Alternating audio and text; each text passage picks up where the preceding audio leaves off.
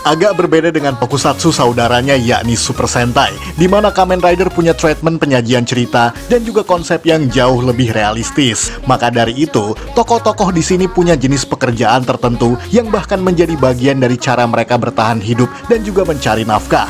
Mungkin karena sebagian besar demografi penonton Kamen Rider adalah usia remaja dan juga dewasa, ketimbang Super Sentai yang orientasinya lebih condong pada penonton anak-anak. Namun kadang pekerjaan tokoh utama di sini tidak selalu nyambung dengan tema Kamen Rider itu sendiri, walaupun tetap selalu ada kesinambungan cerita antara plot dan juga kehidupan sehari-hari sebagai profesi tersebut. Dan dalam episode kali ini, kita akan mengulas pekerjaan para protagonis Rider yang dirasa nggak begitu nyambung dengan tema besar serialnya. Dan karena akan ada detail poin yang akan kita ulas pada tiap segmen nantinya, maka diperingatkan bahwa video ini mengandung spoiler. Mau tahu apa saja? Mari kita simak 7 pekerjaan Kamen Rider yang tidak nyambung dengan tema serialnya versi Tokuvex Indonesia.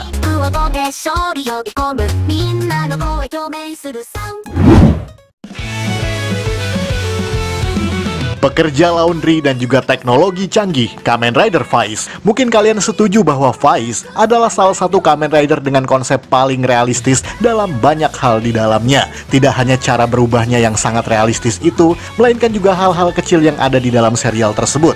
Dan lepas daripada itu, kamu pasti tahu bahwa Takumi Inui atau Kamen Rider Faiz ini bekerja sebagai apa dalam seriesnya, di mana ia tinggal dan menumpang bersama dengan Mari Sonoda di rumah milik Keitaro Kikuchi, yang merupakan seorang pengusaha laundry kiloan, dan bahkan mereka bekerja sebagai pegawai dari Keitaro. Dan jika bicara soal usaha laundry milik pria ini, maka keluarga Kikuchi sudah berprofesi sebagai pekerja yang berhubungan dengan kebersihan secara turun-temurun. Uniknya, kadang Keitaro juga menerima pekerjaan lain yang tidak ada hubungannya dengan bersih-bersih. Bahkan awalnya, Takumi menolak untuk bekerja di laundry tersebut, lantaran ia sangat ceroboh dan juga sembrono. Namun lama-kelamaan, nampaknya pria pendiam ini makin menikmati pekerjaannya sebagai pekerja bagi laundry Kikuchi. Terbukti saat ia kembali muncul pada movie Heisei Rider vs Showa Rider, di mana Takumi terlihat serius menjalani pekerjaannya tersebut. Dan kalau mau lompat sedikit ke tema serial Faiz yang berhubungan dengan teknologi canggih, maka ini sama sekali nggak ada hubungannya dengan pekerjaan sehari-hari tersebut. Karena nampaknya plot tentang laundry dan juga teknologi agaknya tidak memiliki benang merah. Namun disitulah plot utama tentang Smart Brain dan juga Orphanok menjadi saling berkesinambungan,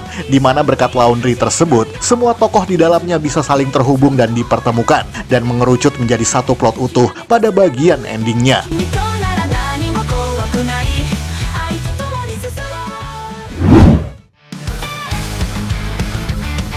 Fotografer dan juga penjelajah dimensi, Kamen Rider Decade. Kita tahu bahwa Tsukasa Kadoya merupakan seorang pria selengean yang tinggal dan bekerja di studio foto Hikari bersama dengan kawan wanitanya, yakni Natsumi Hikari dan juga kakeknya yang bernama Eijiro Hikari. Dan apa tema Kamen Rider Decade? Sejujurnya tidak ada tema spesifik dalam anniversary ke-10 Heisei Kamen Rider ini. Namun semuanya mungkin sepakat kalau Decade adalah pengelana dimensi yang harus menjelajahi satu persatu dari 9 dunia paralel Kamen Rider Heisei. Terus apa hubungannya dengan foto dan juga dimensi? Mungkin harus kita paparkan dulu bagaimana cara series ini diceritakan.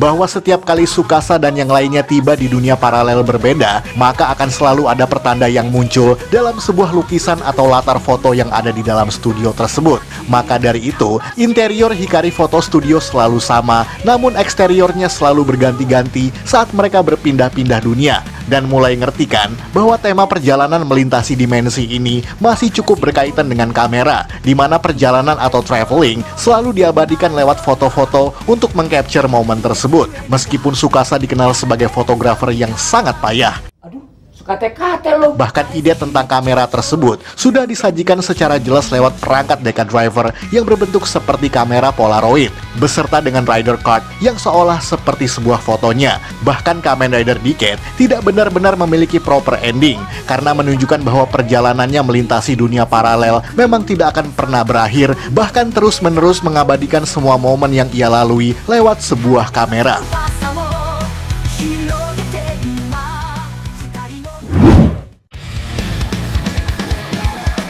Anak sekolah dan juga astronot, Kamen Rider Fourze. Coba bayangkan kamu sedang berada di pertengahan tahun 2011 dan kamu akan melihat bocoran gambar dari Kamen Rider Fourze ini, di mana tentu saja kamu akan berasumsi bahwa rider berbentuk roket ini akan bertema luar angkasa dan juga astronot. Kenyataannya kamu nggak salah menebak. Namun lebih dalam lagi, cerita tentang Kamen Rider ini justru berkutat dengan kehidupan anak sekolah SMA. Ya, mirip-mirip seperti Denji Sentai Mega Ranger belasan tahun sebelum Fourze, dan mungkin ini hampir nggak nyambung antara anak sekolah dan juga astronot. Namun ternyata semuanya saling berhubungan dengan sangat-sangat rapi, di mana sekolah tempat mereka belajar adalah SMA yang bernama Sekolah Amanogawa, yang secara harfiah berarti adalah Milky Way. Bahkan sekolah tersebut didirikan oleh mantan astronot sekaligus ilmuwan jenius yang belakangan menjadi mayor antagonis mereka. Maka dari itu, markas mereka yang bernama Rabbit Hunch berada di permukaan bulan, serta banyak sekali plot yang berkaitan dengan penelitian antariksa. Bahkan Gentaro Kisaragi dan kawan-kawan tergabung dalam sebuah ekstrakurikuler atau klub sekolah yang disebut sebagai Kamen Rider Club dan berbasis di Rabbit Hunch yang mereka jalankan secara rahasia. Bahkan kehidupan sekolah Amanogawa mirip-mirip seperti SMA di Amerika dengan kasta-kasta sosialnya seperti American Football, cheerleaders, geek, rocket science, dan juga lain semacamnya. Lantaran luar angkasa juga berkaitan pula dengan organisasi NASA yang ada di Amerika, yang dalam cerita Fourze mereka coba sesuaikan dengan kebudayaan Jepang. Jadi filosofi di serial ini adalah masa muda, persahabatan, dan juga cita-cita yang seluas alam semesta. Oleh karena itu, tema astronot, roket, dan juga luar angkasa bukan sekedar tempelan dalam kehidupan remaja tersebut.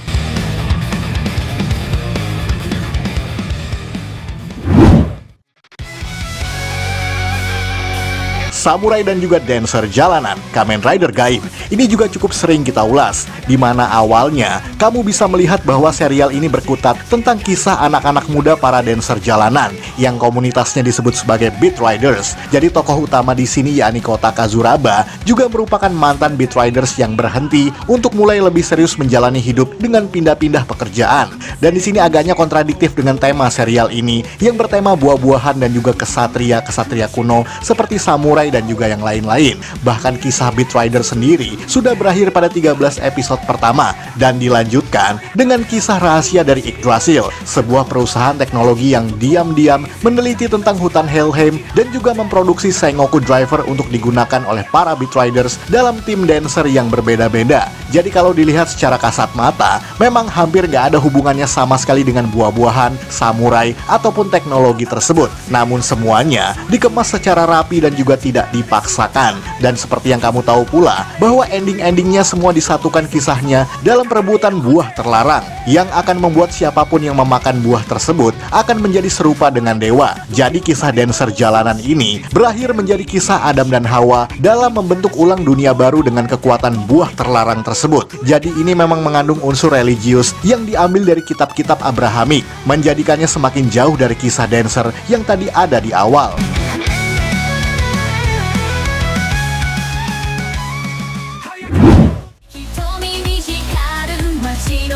Polisi dan juga mobil, Kamen Rider Drive. Ini mungkin agak nyeleneh secara tema, karena biasanya Kamen Rider selalu identik dengan sepeda motor. Namun di tahun 2014, Toei Company berani bertindak anti-mainstream dengan menggunakan tema mobil-mobilan lewat Kamen Rider Drive.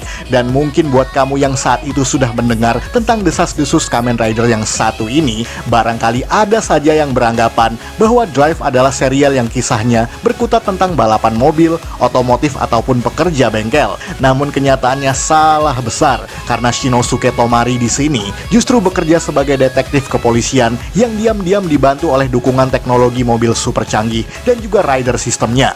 Jadi ini nggak ada hubungannya dengan unsur otomotif atau balap-balapan, karena bahkan tema kepolisian semacam ini sudah sering sekali ditunjukkan pada Kamen Rider era Heisei awal, seperti Kuga, bahkan juga Agito. Jadi bisa dibilang, inti ceritanya memang lebih pada drama kepolisian dan juga pemecahan kasus-kasus kriminal. Bahkan mobil-mobil di sini adalah teknologi khusus yang pada akhirnya mensupport kepolisian untuk memecahkan misteri dan juga kasus-kasus tersebut. Bahkan Shinosuke sendiri lebih digambarkan sebagai seorang polisi yang serius dan juga berbakat dalam pemecahan kasus, bukan seorang pemuda yang gemar dalam otomotif ataupun mesin. Jadi sekalipun ini adalah rider yang bertema mobil, tidak ada penekanan khusus tentang dunia otomotif ataupun balap-balapan sama sekali.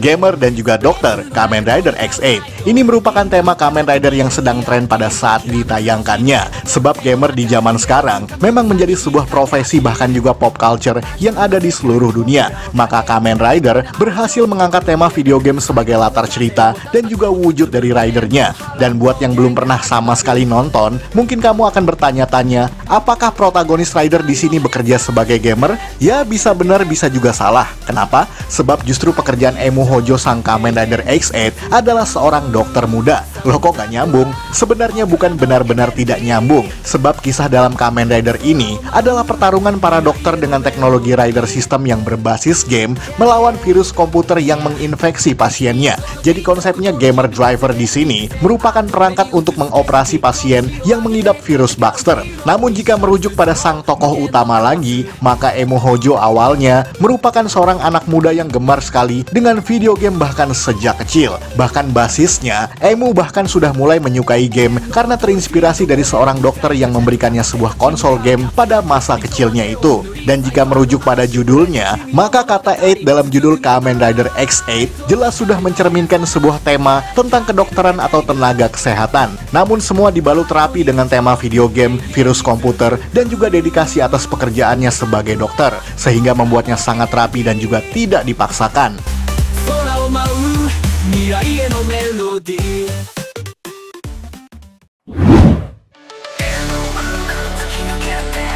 Pemandian air panas dan juga iblis Kamen Rider Revice. Mungkin awalnya kita beranggapan bahwa Kamen Rider ini bertema dinosaurus, lantaran Kamen Rider Revice dan juga Vice memiliki motif Tyrannosaurus Rex sebagai motif dasarnya. Tapi apa yang kita dapat? Justru adalah sebuah konsep rider yang bertema Inner Demon yang berkontrak dengan manusia untuk mendapatkan kekuatan sebagai Kamen Rider. Bahkan rider system tersebut adalah teknologi canggih yang memanfaatkan kekuatan dari iblis dalam tiap diri manusia. Ya, jadi hampir mirip dengan Kamen Rider Yuki yang juga merupakan rider yang berkontrak dengan monster. Tapi apakah pekerjaan Iki Igarashi, sang protagonis rider di sini? Nyatanya, ia adalah seorang pengurus pemandian air panas atau onsen yang merupakan usaha milik keluarganya. Meskipun diceritakan pula bahwa Iki justru bercita-cita untuk menjadi pemain sepak bola profesional. Nah loh, kenapa pemandian air panas menjadi sebuah penekanan dalam rider bertema iblis ini? Karena pada saat itu masih terjadi pandemi COVID-19 yang membuat Toei Company memiliki ide bahwa rider anniversary ke-50 ini harus punya penekanan keluarga dalam ceritanya. Maksudnya supaya penonton rider ini lebih sering menghabiskan waktu bersama keluarganya di rumah selama masa pandemi. Lalu kenapa pemandian air panas? Sebab penulis utama yang bernama Hanta Kinoshita mendapatkan inspirasi saat sedang berada dalam sebuah pemandian air panas lokal. Jadi, ia memilih untuk memasukkan konsep sebuah keluarga lengkap dengan ayah, ibu, dan ketiga anaknya dan menjalankan sebuah pemandian air panas. Maka dari itu, konsep Kamen Rider Revice memang menekankan drama keluarga.